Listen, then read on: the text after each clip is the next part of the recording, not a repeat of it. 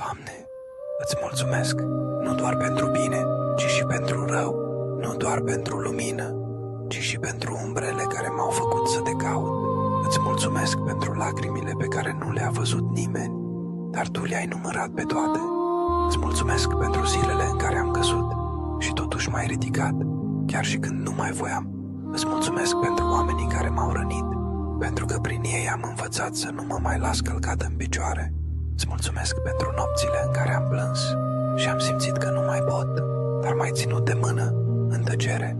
Îți mulțumesc pentru trădări, pentru durere, pentru golurile din suflet, pentru că în lipsă am învățat să te simt mai clar.